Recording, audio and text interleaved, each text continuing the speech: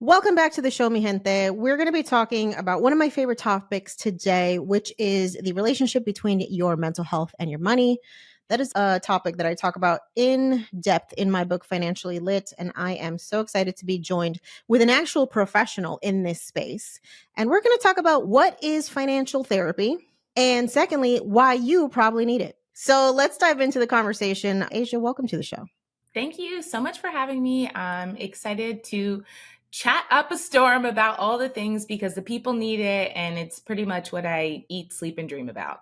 I So love it. All right. So give us a little bio, tell us what you do, and then we're going to dive into your backstory and also what the heck is financial therapy? I'm a licensed mental health counselor. Those are the letters that you see after my name, the acronym LMHC. And I have always wanted to be a therapist and really dove into mental health head first and have worked pretty much in all settings, if you will, in the community, working with hospitals, individual therapy. But it wasn't until my own personal finance journey that I realized, hey, there's a connection here that I don't think people are talking about and never came up in any of my schooling, never came up in a way that, like, hey, as a therapist, you should be talking to your clients about how they feel about their money and how their money makes them feel, and the interconnection between mental health and money. And it happened to me in my own story of living in New York and spending all the money that I had and not realizing why that was a problem, and then feeling bad when I couldn't keep up with my friends or couldn't afford certain things that my friends could, and not understanding what was going on. So I stumbled into financial therapy by way of my own personal finance awakening and realizing how much it was impacting my clients. And I was like, listen, I think we can do something about this. I've always been a cheerleader of self-esteem and helping people feel better about themselves. And money just felt like a untapped subject that no one was talking about. So I decided it was time to bring it to my community and to my clients and get louder and prouder about our mental health and our finances and why we need to talk more about them. Yeah, it's funny. It's like the thing that nobody talks about but affects literally everybody. Like there is not a human on earth that is not affected by money. Okay. Unless you've somehow unlocked the matrix and you're completely living off the grid and it's fully self-sustaining. All of us are going to have some sort of interaction with money, but it's such a taboo topic, especially I think for communities of color. So I'm curious for you in your own personal finance journey, what was your path to like learning about this stuff? Did you have any context growing up at home or were you self-taught? A little bit of both, I would say. So my mom really did kind of emphasize saving. My mom was always a saver. My dad was a spender. So I kind of saw both sides of it. I would say that I'm somewhere in between, but there was no context of why I was saving, right? Or why it was bad to be spending. I knew, like, if you spend your money, you don't have any. But outside of that, I didn't understand what I was saving for or why. And that's when when I was going through my own financial awakening in New York, it was, why I'm making more money. Like, why don't I have this money in my account? Why are my credit cards going up? Why aren't they going down? I don't understand what's happening. And I don't feel like felt like I should feel making that level of money. So that's when I really took the time to dive in to personal finance and just understanding. And at that time, it wasn't as ubiquitous online. It was not everywhere on socials. It was me diving into articles and blogs and who knows where I was in the internet, like deep recesses, trying to get the information at that point. And I really fell in love with it and realized, oh, I don't have to change my career. I can do both. That's a good point because I think a lot of folks who know anything about the therapy space, I know y'all got to get a lot of schooling and a lot of training and a lot of debt to do the work that you do. And then most of y'all are very undercompensated. So it's kind of like this vicious cycle where you want to help people, but you're also in a position where it's hard to help yourself financially oftentimes. I'm curious, what was like the first book maybe that you encountered that kind of was a light bulb for you in your journey? I know for me it was Susie Orman's Women in Money. Mhm. I think it was YOLO, Jason. That was the first book that I had found about personal finance. And then LearnVest was a huge blog that I was reading a lot of at the time too. because I wanted people specifically talking about where I was at the time. So, yeah, those two books kind of kicked me off. I love it. We had Jason on the podcast on a couple episodes. His full name is Jason Vitug, I think that's how you pronounce.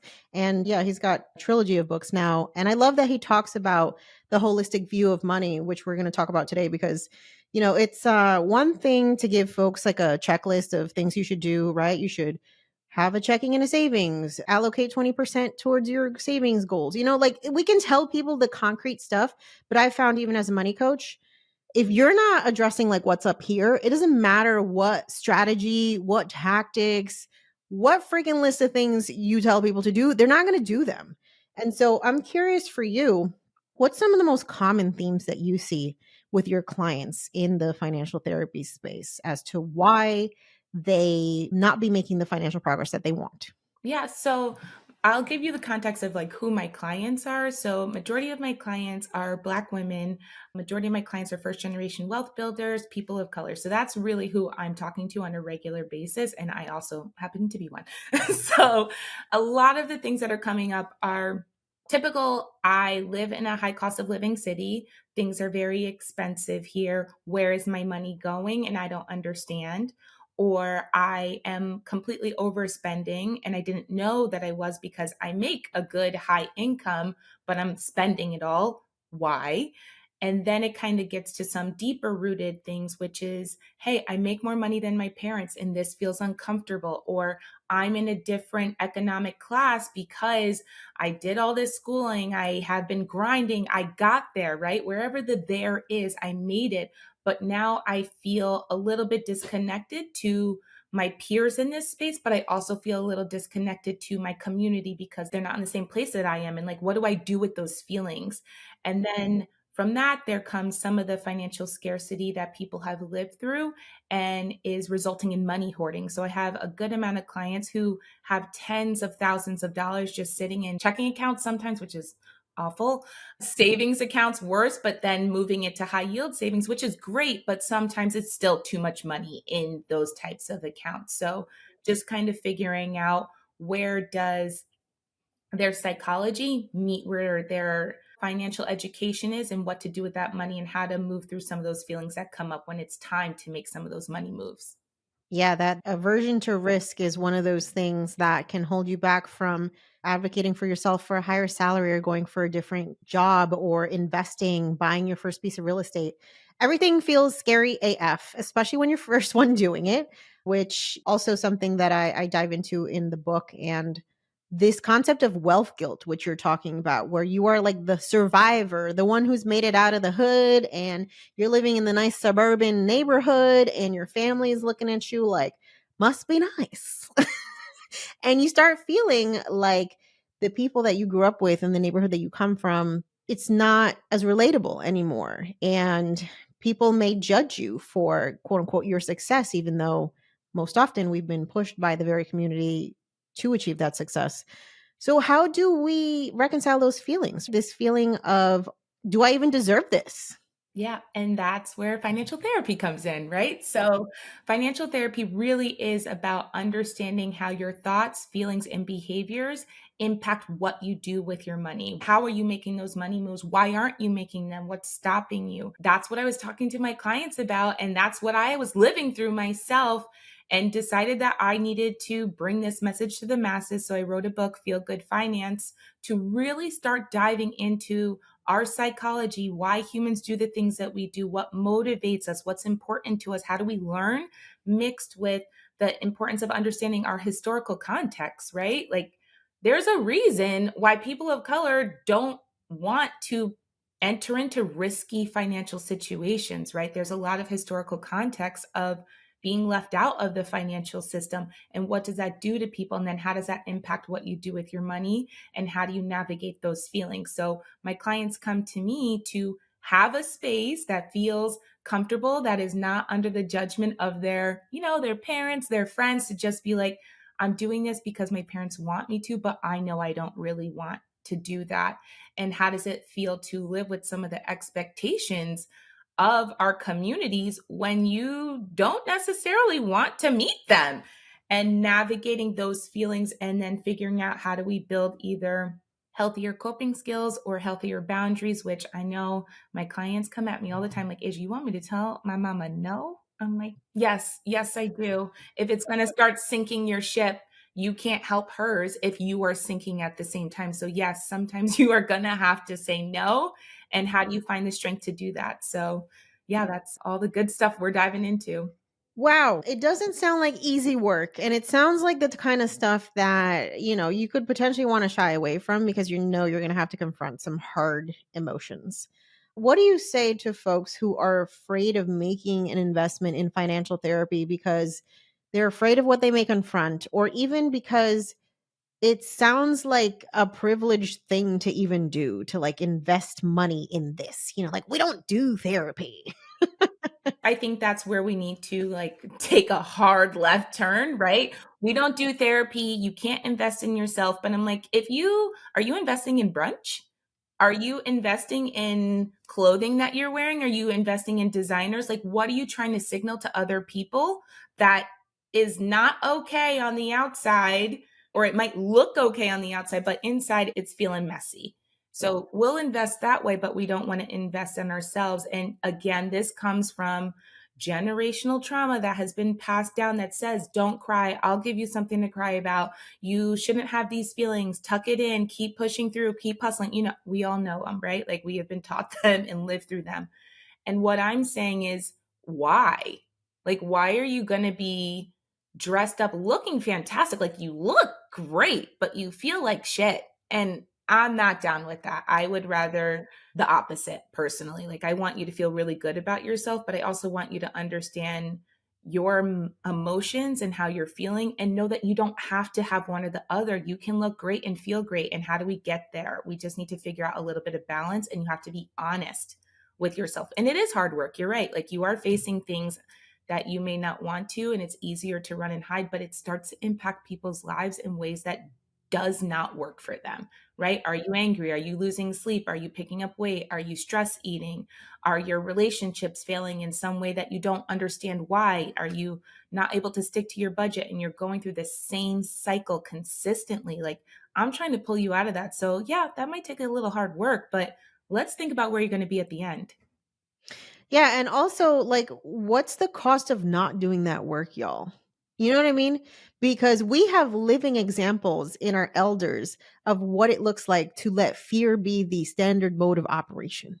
Why the hell would we want to continue to do that? If there are tools to help us break those cycles and make actual progress. I always feel like it's such a privilege to have this level of stress of like, how much money can I invest this year? Or like, can we afford a bigger house? It's just like, we literally have first world problems, most of us, when it comes to finances. If you're lucky enough to have been able to get an education and you have a decent career and you see your financial mobility being greater than people in your past, this is a different set of problems. And I always like to remind, especially like first gen wealth builders, you can't necessarily rely on support and advice from people who are not living the life that you are living. And so that's why when you bring up these topics, maybe to get advice from a family member, and they can't relate, they're just going to tell you not to do it. But that's not actually the solution. The solution is to get support from someone like Asia, who is going to help you navigate these emotions and all the context that comes with making these decisions, not from a place of trauma, like that advice would come from the people that care about you, but from an objective place where it's like, let's look at the full picture and really see, can we do this? Is this going to be okay? Do I have data to support that this is like the right decision versus just, no, don't do it? Because nobody does that. And how hard it is, right? So I'm not here to tell you that it's not hard. It is going to be hard, but your family may have sacrificed for you to live this hard. What good does it do you or them to not try to grow it, to not try to be able to push what could be the future generation to be another example to people? And I don't want us all carrying that burden, but we are, whether we want to or not, honestly. We're still carrying it, and to figure out, hey, how do I make sure that I'm taking care of myself at the same time and push this forward? Because people were not in the position with my first world problems to even be having these kinds of discussions. And it is a privilege, right? But let's take that privilege and amplify it so that other people have the same privilege or more. I want to share a personal story. I've actually been navigating buying a home recently and going through the process of like even realizing that I could afford to live somewhere where I know my family could never afford and seeing the numbers on paper. Like I had a whole ass meltdown. I'm like, can we really do this? And the difference between, what I'm paying now versus what I'd be paying is like maybe $800 a month. But I had a whole ass breakdown about like, no, we can't do this. Everything I worked so hard for is literally going to go to shit because I'm making this reckless financial decision, even though I have like all my data to support that this is going to be okay. So I think it's important for folks to understand that this stuff doesn't necessarily go away.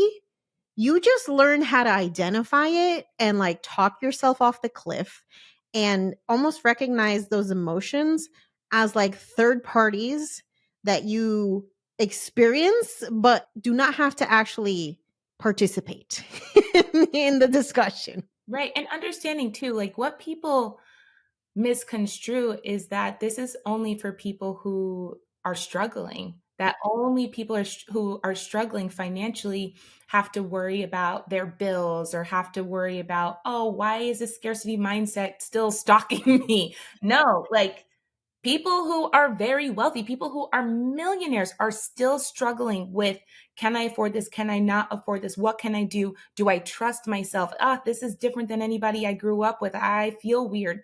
Where do you put that? All right, let's go through some common scenarios that I've seen with folks as far as kind of self sabotaging behavior.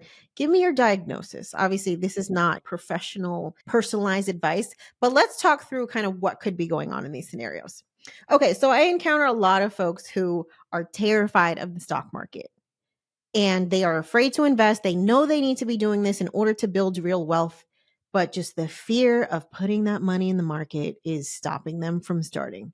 What do you say could be some reasons why? Well, to your point, being risk averse, I'm like, I go into therapy mode. I'm like, well, let's talk about why you're scared. Because it sounds like you're scared that something's going to happen. You're going to lose all your money. That's it. You're destitute. And that's how quick people think it's going to go. So you're scared. You don't trust yourself. You don't trust the stock market. But I would ask them, what are your goals? Like, what are you trying to do? You're not putting your money in the stock market for 6 months. Like, it's supposed to be there for decades. So what are you actually afraid of? And a lot of times, what people are going through is the fear of their security being taken away from them. And I would say, like, we're not taking all your money and putting it in there. I'm not saying leave nothing in your savings account or your checking account. You're still making money. That we need to also remember that money will still be coming in. But a lot of it has to do with fear that their security or stability is going to be trashed. And how do we make sure that we understand that, nope, this is for growth. Let's look at what happens. Like there is the education piece, right? Of the, hey, this is how the stock market trends over time. Like this is not a short term investment that you're trying to make. This is a longer term thing. And when you look at long term, it looks great. So let's remind you of that. So, yeah, a lot of it is about security and stability. Absolutely. I think it's important in those instances where you feel unqualified to make these decisions. There usually is a lack of information and a lack of education there. So understanding, the 100-year trajectory of the US stock market, understanding that even during recessions and wars and all types of things that can happen, over time, the stock market has always trended up. So if we have 100 years of data to support this, it's like, why would you be the outlier that, fails? Why is that going to be you? Right. And also, I mean, I'm like, why are you special? You tell me. You Right. tell me why you're special. And I think a lot of times people assume that you're going to take their whole life savings and dump it into the stock market at the same time. Number one, I'm not managing anybody's money. So I deal with the emotions. I'm not putting your money anywhere. Somebody else will do that for you. I can give you some referrals. But also understanding that you can go slow. It can be like, hey, let's put a smaller chunk in there. Let's add a little bit more and grow up to that point. Like it does not need to be clear out all of your accounts and put into the stock market today. Okay, another scenario that I encounter often is this feeling of I'm going to be scammed. Everybody's going to try to take advantage of me, so I don't trust anybody to give me financial information or advice. What do we tell those folks? That's fine. Read something. Like, that's fine. That's okay if you're worried. You don't have to give anybody your money. If you so inclined and you want to learn it yourself and then do it, you can do that. But please get the information, right? Please get the education about whatever it is that you're trying to do. And don't be scammed, because there are a lot of people who are losing a lot of money from being scammed. But please, I love this level of safety, but let's figure out what is actually going to hinder you from doing the right thing with your money because you're scared you're going to get scammed. Like, education first. And then let's talk about, okay, you're thinking about these money moves. How do you feel? What's coming up for you? Again, that reminds me of stability and security with your money. You're worried it's going to be taken away from you. You're worried that you might be destitute. Like, what is actually going on? Where's the fear coming from? And let's start dissecting that. And when have you seen this in the past? And how might that be impacting you now? All right, another common first gen struggle is oh my God, I'm going to have to financially support my elders or caretakers. I can't afford this. WTF am I supposed to do? I am overwhelmed, Asia. Please help me. Yes. Let's cry it out for a minute. Mm. Let's feel the feelings, y'all. Right. Feel the feels. It's okay, right? Like, I'm not gonna go into anything because that is so emotional, because now we're talking about your family. And that's why money is emotional, because a lot of the times we're talking about, how do I take care of myself? How do I take care of my family? Where is my stability and security? Okay, you can't afford it. We're going to have the moment to feel the feels and to be upset. And then we're going to actually look at the numbers, right? And talk about what the expectations are. Are the expectations that you're going to be paying people's mortgages, that you're going to be paying rent? Is it helping out with groceries sometimes? Is it coming to visit? Is it cooking? Is it childcare? Like, what are the actual expectations? Now, this is where it gets hard, because I'm going to have you draw some boundaries in. We don't love to do boundaries at all. My mom hates boundaries. She's like, what are these things? Like, why? I'm like, because I'm not doing it. But it took me a long time to get there, right? And we can joke about it now. But looking at, is this going to hinder you from being able to help them in the future if you help them now? If the answer is yes, then we need to back down on what you're giving in that moment. And it doesn't mean you can't give something, it just may mean you can't give everything. So keep reminding yourself you are saying no because it is going to hinder you from helping them in the future. This short term help will not allow you to help them longer term. And think about what that means. So it might mean, I need to send grandma $500 a month, but I literally only have $100 to send her. Okay, we're sending $100. Is she going to be mad? Maybe. Is she going to curse you out? Maybe. But we're going to sit with those feelings too, and that's okay. She may not be able to understand that you're in a different position than she assumes you're in. And how do we kind of move through that? So a lot of it is going to be processing those feelings. A lot of it's going to be understanding expectations, setting boundaries, and then just feeling upset about it, because a lot of us want to be able to give back as much as we can to our families. It's so important. Some of them sacrifice so much, but you can't do it at the expense of, like I said, just sinking your own ship. Yeah, it's the oxygen mask first theory, if you will. That context around like what support is actually going to be required, I think that can help kind of ease at least a little bit of the concerns, because I think where you start spiraling is just imagining like all the potential scenarios without actually knowing what is the real issue here. Am I going to have to provide a room? Do you need help with a car payment? And am I replacing your salary? Are you planning on moving back to the home country and I'm going to help you buy a house there? Right? Like there's so many different ways that we can extend support. And until you really know like what the full picture is, it's easy to just imagine a freaking worst case scenario. And that's why, even though it may be uncomfortable to have these discussions, it's for your own good. So at least you can start planning. Right. And know what you're doing, right? And be able to make educated, mindful, honest decisions, having understood where you feel, where they're at, what they need, and what you can actually do. Mhm. All right, let's talk to the parents because there are a lot of parents that listen to the show. And one common thing that I'm seeing is often this feeling of, well, I didn't have this kind of childhood. So I want to give to my kids to the point of maybe sabotaging my own financial security. What do we say to those parents? Hello, nice to meet you. I am also one of them too sometimes. Do not do this. Depending upon how old your kids are, one, they don't care.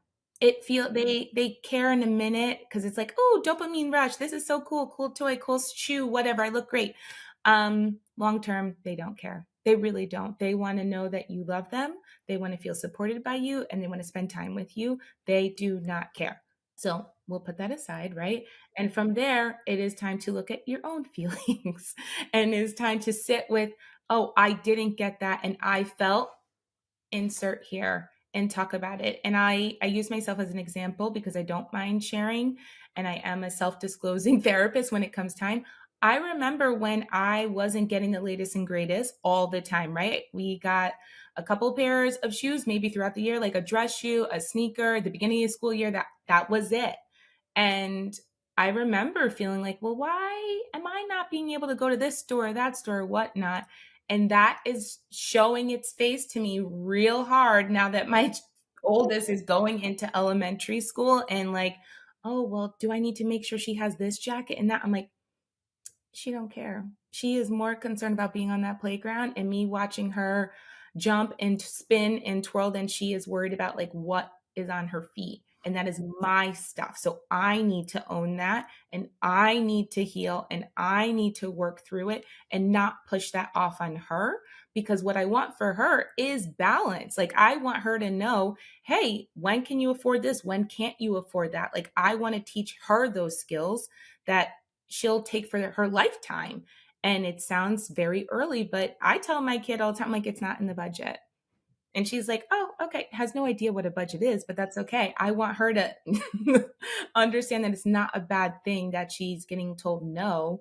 And you're not hurting your kid when you're telling them no about something that is really about you, right? So we have to do some of the work of understanding our own past financial traumas and how it made us feel and not put it on our kids. Mm. There are a lot of gems being dropped in this episode, y'all. And if you're triggered, you're welcome because literally, I know everybody's listening to this like, damn, okay, I guess I need to stop. I need to stop. Yeah. And here's the thing, if you can afford it, right? Like if it is in the budget, if it's not hurting you, if it's fine, right? Great, do it. There are some things we need to talk about with overconsumption, right? That's a whole thing too. But if you can afford it and you're like, hey, this is not only going to make them feel happy for a hot second, they don't care, again, plug for that, but it's going to make me feel happy and I can afford it, go ahead, buy it, like whatever. But also make sure you're following it up with love, support, and time that you're spending with your kids too. Yeah, absolutely. All right. For those folks who are navigating debt, debt can bring up a lot of emotions: shame, guilt, frustration, despair. How do we navigate those emotions? Because I feel like this is one of those scenarios that can become like a self fulfilling prophecy. You know, you're freaking depressed. You're going to spend more money. You're going to be freaking depressed about this fact that you spent more money. And it's just like, oh my God, how do we stop this cycle? Yeah, awful, awful. You are not a bad person because you have debt. Can we say that again? You are not a bad person because you have debt. There was a reason the debt was taken on, whether that was you hadn't heard this episode and weren't thinking about the healing you needed to do. So you were out spending your money all the time trying to feel better and it did not work, or because you had to pay for school yourself and you didn't have help. So you had to take on debt, or an emergency happened and you weren't making enough money, so you took on credit card debt to handle said emergency. You are not a bad person because you have debt. You have to figure it out. And we need to feel those feels first, right? So here's another moment. Let's cry. Cry about it. Cry about it. Journal about it. Boohoo. Take your hot girl walk. Do what you have to do. Regulate your nervous system. Do not try to create a financial plan or get rich quick scheme or do whatever it is people are doing when you are really upset. Like if you are sweating, anxious, uncomfortable, crying, just really going through it, now is not the time to make any money moves. So we're going to feel our feels, we're going to pause, regulate our nervous system, come back into the window of tolerance, if you will, and then we can make a plan for your money. Okay, do you need to cut expenses? Do you need to make more money? At the end of the day, that's what it is, right? We know what we need to be doing, and then figure out, how can I pay down this debt? How can I make sure I don't go back into debt if something comes up? All right, there's a lot of aspiring entrepreneurs and side hustlers that listen to this show. And I know one of the hardest parts for me in this journey was facing the fear of telling my family that I'm going to make this very risky pivot into a new career identity and all of the potential emotions that come with that. What do you have to say to those folks who are navigating some sort of identity shift? Prepare, prepare, prepare. Listen, I'm going to be really real because this is like my life too. I don't think anybody understands how much working for yourself and owning a small business and entrepreneurship is going to test what you believe about yourself. That is actually the hardest part. I think we have glorified it. We're seeing people, oh, my flexibility, it's so great. I'm at a lunch date. I'm doing this, I'm doing that. Like, it looks really good, but we are not seeing the person up in the middle of the night wondering, like, is this going to work? Is it working? It seems like it's working, but financially it's not working for me yet. Like, what's going on? So prepare yourself to really start digging deep into how much you believe in yourself, how much you believe in your idea and your business. And once you feel like you are so solid there, it actually won't matter that somebody else doesn't believe in it, because you know that this is something that is going to keep you up at night, that you have to try. And if that means, okay, I'm going to keep my 9 to 5 more corporate job until I feel comfortable, or I'm going to stack the cash until I feel comfortable going out my own, great, do it. No shame in that at all. And also, there's no shame in going back to corporate, because let me tell you what, I miss those benefits. I sure do. That steady paycheck hits different when Woo! The 401k match, come on now. I miss it. I really do. So prepare yourself that with the flexibility, with the glamour of like, oh, you're an entrepreneur, also comes the ups and downs of what it looks like when you have to pivot your business, when you have to do something else, when you have to learn something else that you didn't anticipate learning. So you have to believe in your idea. You have to believe that you can do it, and also know your limits. Are you financially tanking yourself too long and it isn't working? Do you need to add something else or take on a part-time job? It's so amazing, but it's so hard. And that's why it's hard. And we don't talk about that enough. Absolutely. I always tell people, like, if you want the ultimate exercise in personal development, go ahead and start a business, honey, because you're going to confront every limiting belief, every self sabotaging habit, thought, every trigger that you didn't even know you had. Go ahead and start a business. And my God, I feel like therapy should definitely be a business expense because the struggle is so real. And even after you've quote unquote made it, there can be a lot of these feelings of, oh, I'm just one step away from this whole thing burning down. Or if I take time off, or if I slow down, all these opportunities are going to miss me. And it's all bullshit, y'all. But you have to get really good at navigating those emotions because they can be the thing that really takes you down. Right. And also realizing that there's always going to be more. And if you are always chasing the more, more, more, there is always more. And you have to figure out where your own balance is. You have to figure out where your own enough is, so that you are not working yourself to the ground because you're chasing the more. All right. So there's actually a lot of folks that listen to the show who are mental health counselors, and they might be intrigued about how one becomes a financial therapist. So, what's that process look like? Yeah, so do whatever you need to do to be licensed. So I will say that there's a caveat in terms of what financial therapy is, right? So it is blending the emotional side, mental health side, which is where I'm coming from.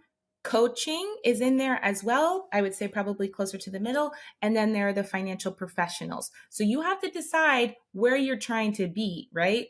For me, therapist, I only want to stick with the emotions. I'm not trying to move anybody's money. I will talk about the money, I will look at the money with you, but we're not moving it. So if you are a mental health professional and you want to kind of get some extra training, and that's what it is, there are three places that I did training with. So the Financial Therapy Association has a training. I did the Trauma of Money training, as well as the Center for Financial Social Work training. So that's the training that I did. There are some universities that also offer extra training in addition to your master's level degree. And then from there, you decide, like, okay, getting certified, not getting certified, what do I want this to look like? How do I want to operate in this way? But training. That's amazing.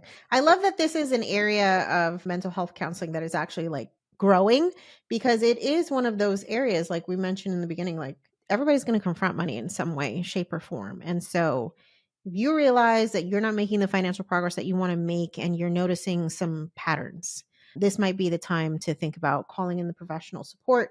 And there's no shame in that, y'all. Like, let's remember that nobody teaches us this shit. So if you don't know what the hell you're doing, you're part of the majority. Okay. Definitely. And a lot of people don't talk about it to the point. And that's why I was like, listen, we need a book. We need to understand. And I think it's growing and this is amazing, but people are not looking at, oh, I remember hearing grandma say that one thing about money and it stuck with me. And now it's part of my money belief. And that's really what I was like, we need to deliver this in Feel Good Finance, to have a conversation about it, because we're not only just not talking about money, we're not talking about our feelings, but we're not talking about the impact of our psychology on what we do with our money. Absolutely. So let's talk more about Feel Good Finance. It's coming out December 3rd. Super exciting. I love to see women of color writing money books, y'all, because even just 10 years ago, the freaking bookshelves were so stale. Okay. So fucking boring. Tell us what we can anticipate in Feel Good Finance. Who is it for? Give us all the tea. Yeah, so it's probably for a younger version of me. It's for anybody who is like, what am I doing with my money? Why isn't this working out? Why do I keep repeating the same patterns like you mentioned? Why does it feel this way and where is it coming from? So Feel Good Finance is going to take you on a journey. So get your tissues out, get a notebook, get cozy. And it is really going to take you on a journey of understanding the historical context of money, who was left out of the systems that were created, that we're living and using today. Hello, Q, it feels uncomfortable to navigate said system. Like, yeah, it wasn't built for you. That's it. As well as understanding what those money messages were that you received growing up and how those money beliefs have turned into your money story. And your money beliefs are the things that you believe about money, subconsciously believe, that you don't realize are governing your actions that you take with money.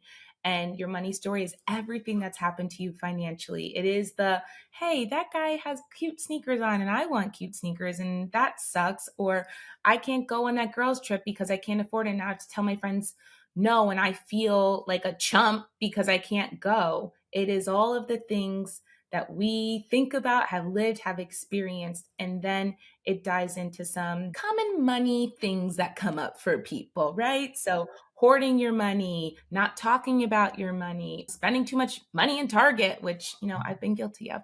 So it just dives into real life examples that I have seen with my clients, obviously de-identified, and just diving into what normal people are experiencing and having a better conversation about it, because we are not talking about it enough.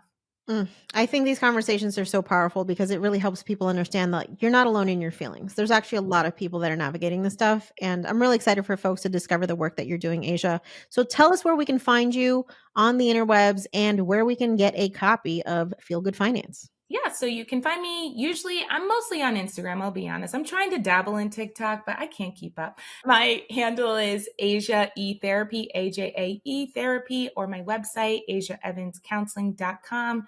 And you can find the book wherever you get your books. So you can Google Feel Good Finance and buy it at a site. I'm going to plug indie bookshops because I want them to thrive. They're so important to our communities. So if you can go in person and get your book from them or order online, great. But if you can't, then we all know the bigger ones. Amazing. And we will put all of those links in the episode show notes. So you guys make sure to get a copy of Feel Good Finance. Asia, thank you for helping us normalize these discussions and helping us all realize that by actually facing your fears when it comes to your finances, you can actually set yourself free. Yeah, you'll feel so much better. Thank you so much for having me. This is such a pleasure. And I'm so proud of myself for not feeling broke. Thank you so much for being here.